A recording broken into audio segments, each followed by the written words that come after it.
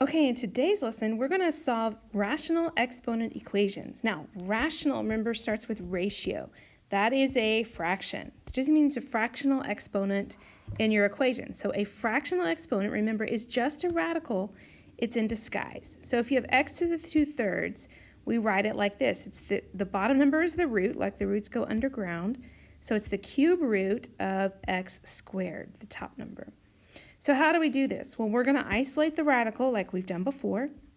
Then we're going to raise both sides to the reciprocal power. Now this is different. We're going to take the reciprocal power because we want to get rid of the fraction. And then we would solve it.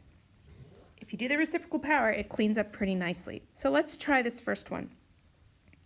Notice we want to first isolate the radical. So we want to isolate this piece first.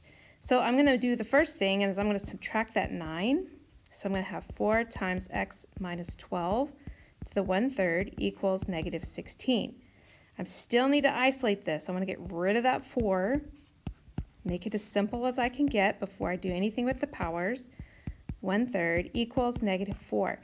Now I can raise both sides to the reciprocal power. So if I do reciprocal power of 3/1, notice the reciprocal power will just be 3. If I multiply, remember power to a power, we multiply the powers.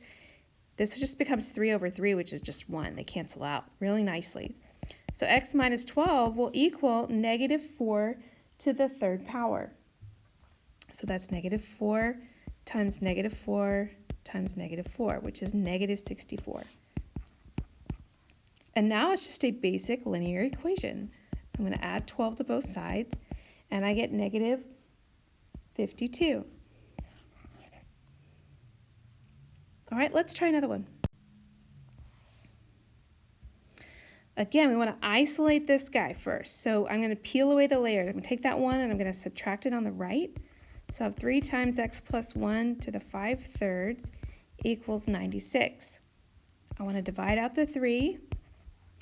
So I have x plus 1 to the 5/3 equals 96/3, that should divide out. That would be what? 32? Now I need to raise it to the reciprocal power. So this is going to be 3/5 when I flip it. That goes away.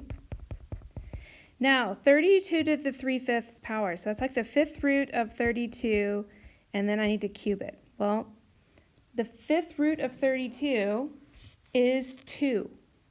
Because 2 times 2 times 2 times 2 times 2 gets me 32. All right, so the 5th root of 32 is 2, but then I need to cube it. So I need to go 2 times 2 times 2. That leaves me with 8. So this will be 8. Now I need to solve it. Negative 1, so x will equal 7.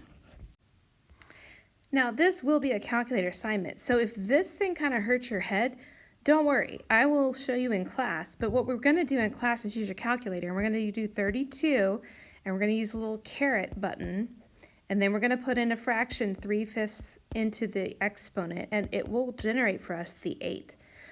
Okay, so I'll model that when we get to class, but don't worry, it's not something you have to do in your head. Let's try the next one. All right, so notice these are both raised to the 1/3 power.